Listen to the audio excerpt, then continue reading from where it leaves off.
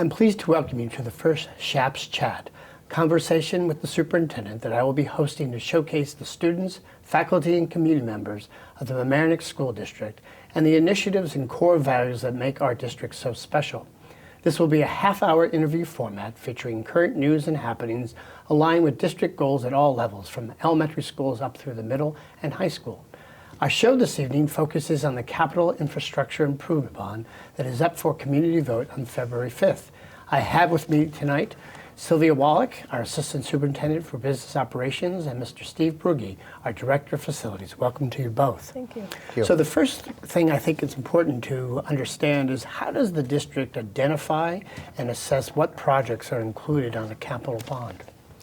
Well, it starts off with a building condition survey, and required by New York State, every school building in the state has to go through a building condition survey, which is an extensive reviewing of all of our buildings, all of our structures, all of our systems, and that's done by an architecture and engineering firm. And we've done that for many, many years now. Like I mentioned, every 5 years this report is put together, and then it comes to a committee, and the school district put together a building committee that evaluated this report and prioritized which items are more necessary than others.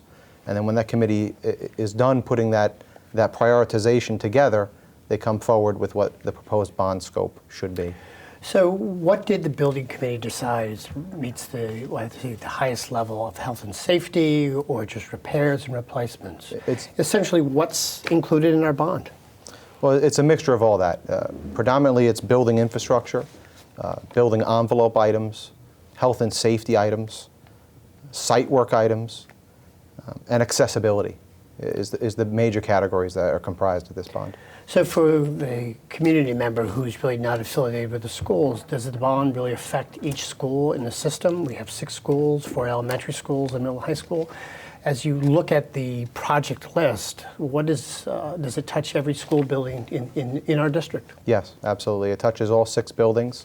And our buildings, as some people may know, range between 117 or 18 years old to 50 years old.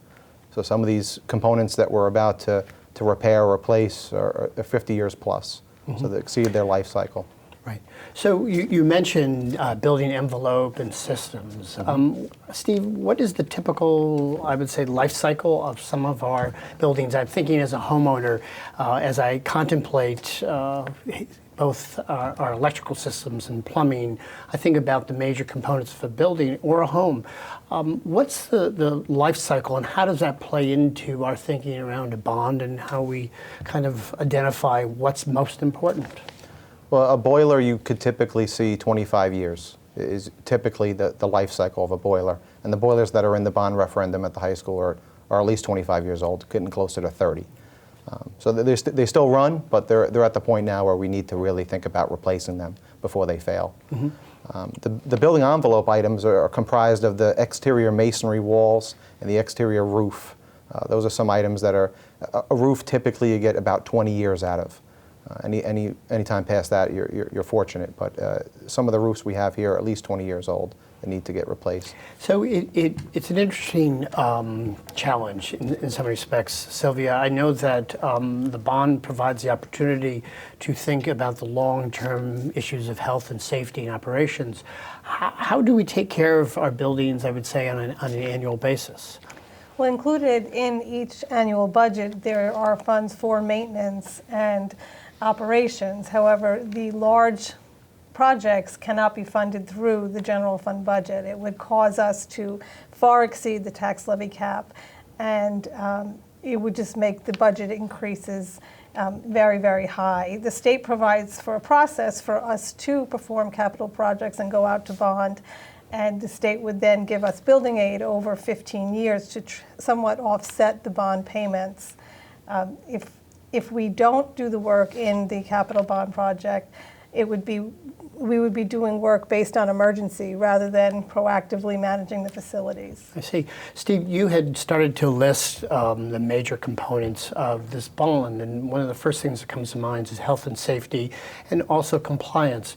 Can you just touch on, in the project list, the issue of ADA compliance and what that means for us working with the state? Sure. The state, every project that we've put forth to the state in the past 20 years or so has a review at the state level to make sure that we're making an attempt to fall in compliance with American Disabilities Act. We have several buildings that, due to how they were built over the course of 100 years, have limited accessibility for wheelchair-bound people or people that are otherwise disabled. So we really need to put in a good effort to show the state that we're putting forth a good part of this bond towards accessibility, meaning elevators to connect the floors together. Right now, Mamaroneck Avenue is a building that has very limited accessibility. Likewise, Chatsworth and Murray. So a good portion of this bond, several $1 million, is slated towards building elevators to make our buildings all accessible. And I assume that that goes to access for the public and the community, so that the idea of complying with ADA really allows for people who are visiting our schools and our students and staff to have access to all areas of the buildings. Correct, correct. And the state is pretty much looking at us to take the lead here and get this accomplished finally. Interesting. So, Sylvia, I know that the board and certainly the administration has been working on the system challenge of enrollment growth and the added number of students who really have entered the system over the last several years at both the elementary, middle, and high school. Does this capital bond really involve or touch on the enrollment issue? No, this bond is limited to the recommendations made in the 5-year building plan. As you well know, there's the enrollment task force that is studying the possibilities and recommendations on how to address enrollment issues. Okay, so in some ways, this is really focused on the operation of the building, our ability to maintain safe facilities and ensure that we continually update our systems. I was reading the information that we've provided on our website, but also to the community. The last bond of this size was roughly In 2001. 2001. So is it safe to say, Steve, that every 20 years the school system, like a business, has to really reinvest in the physical envelope and in the systems based on the age of the buildings? Yes, absolutely. It's an investment. If we don't, we could go into failure mode. Again, where Sylvia had mentioned earlier, where we're emergency basis repairing systems instead of proactively. And it's much more costly to repair things on an emergency basis, much more bigger, larger disturbance to the school itself if it's an emergency. So I see. And when will most of the work be accomplished? How do you deal with the challenge of operating schools, accounting for the learning, and also think to improve the physical structure of the building? Similar to many other projects that we've done here at the school district, could be in the summer. I see. So this is a period over several years? 2 to 3 summers. Terrific. So I know that over the last year in our conversations with the public, the issue of air conditioning has come up. How does this project address air conditioning, and what are the next steps around that issue of keeping our students and staff cool? Well, included in the projects are funds to add 2 large air-conditioned spaces so that each school will have at least one space with air conditioning, one large space with air conditioning. But otherwise, this doesn't really address the air conditioning issue. The community brought this up, and we have committed to studying it with the new building committee after the February 5th vote. I see. So this really will give essentially the board and the administration and parents time to really understand and really do a thorough assessment of how air conditioning would be considered in schools at this point? Right. When it came up, we just didn't have the time to have our engineers look at this thoroughly and make recommendations and have the building committee consider it. So that's why we are planning to consider it after the vote and reconvene the building committee. Terrific. So Steve, you know, I've been here now roughly 9 years, working on 10, and several bonds have come forward to the community and been supported overwhelmingly by our taxpayers.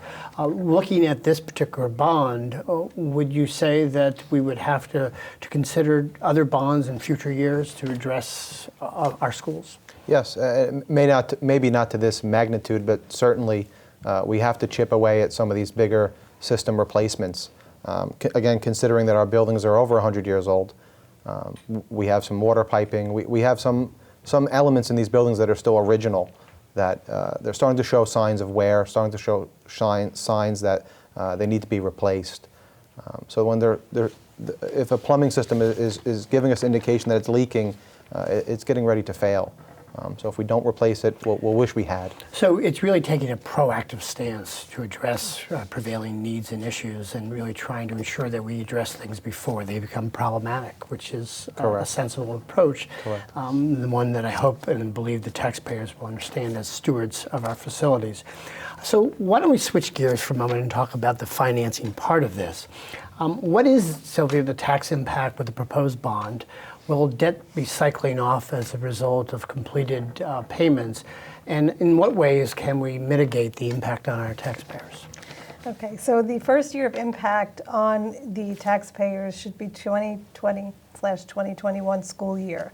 That would be the first time any of the debt from this project will be reflected in the budget. It's expected to be, or projected to be, about $14 per $100,000 of assessed value for the taxpayers. You asked if there will be debt cycling off, and that the reduction in those payments will also help to offset the new payments. Debt will be satisfied and come off of our budget. So earlier in our conversation, you alluded to how the bond process allows us to ask the community to deal with a larger amount of projects as opposed to operating budget. With that, is there any building aid that comes back to the taxpayers? Right. We will get up to about 23% of the project costs back in building aid from the state, and that money is received over a period of 15 years to help offset the bond payments. I see.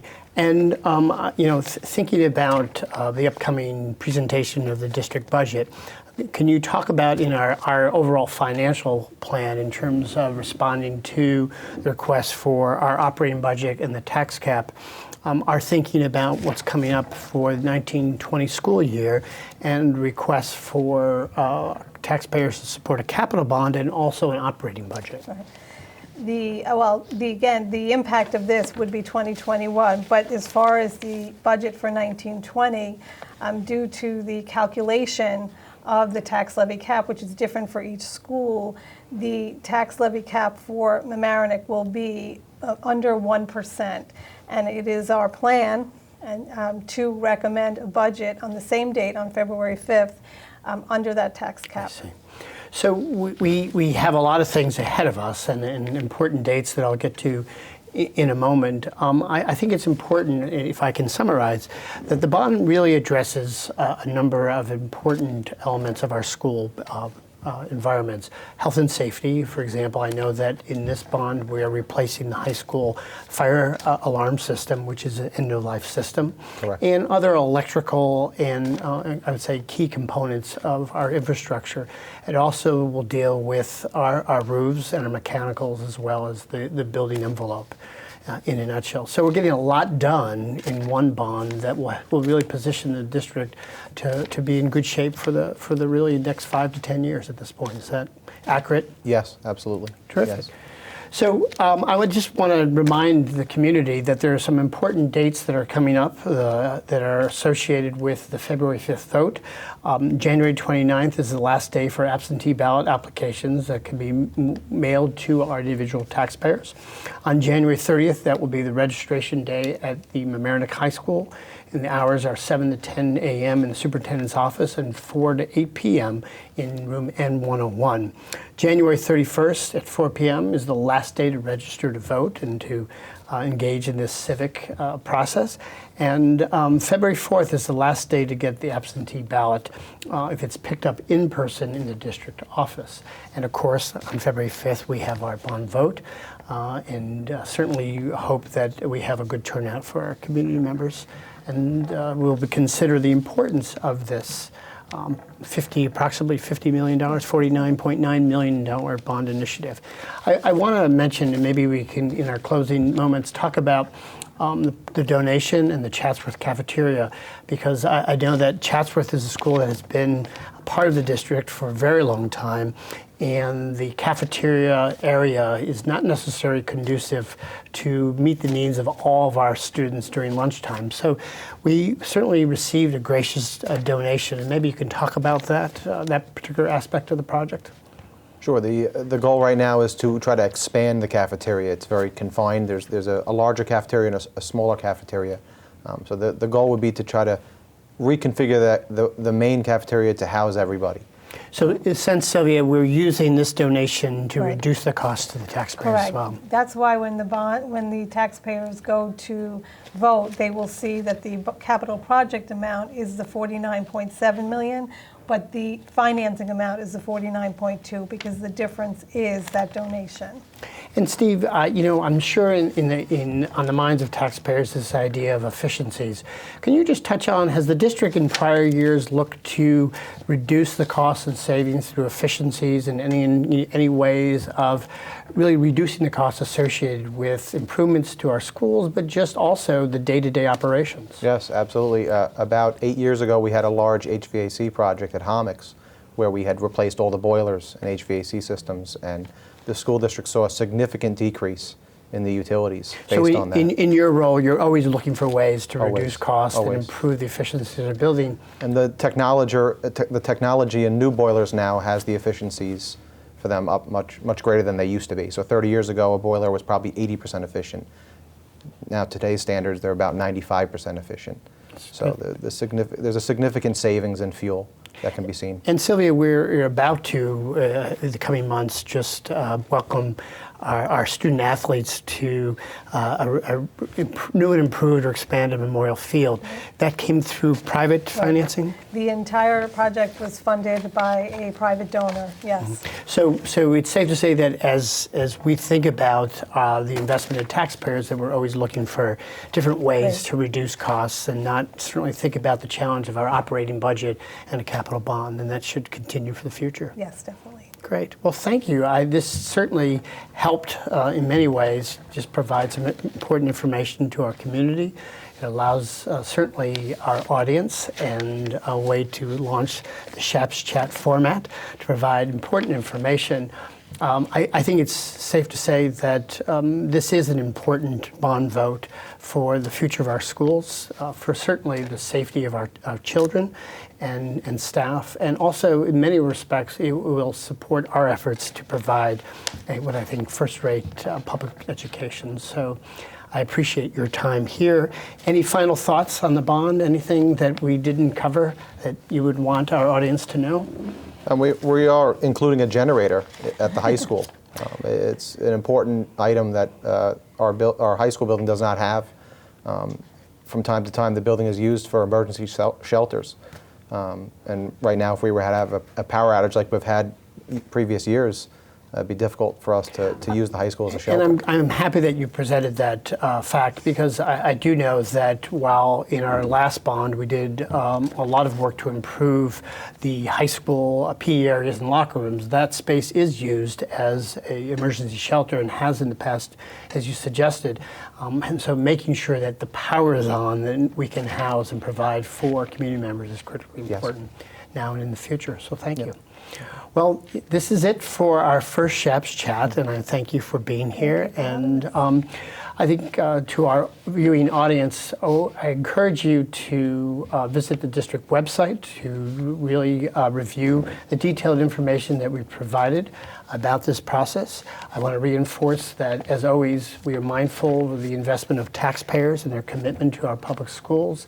And so as we went through the process of looking at what projects to include, it's safe to say that many projects were not part of this bond that have been identified for multiple years or for decades, and that we are just certainly focusing on the priorities that will provide for a safe and productive school environment. So with that, I'll say thank you, and look forward to hearing future conversations about our school system. Thank you.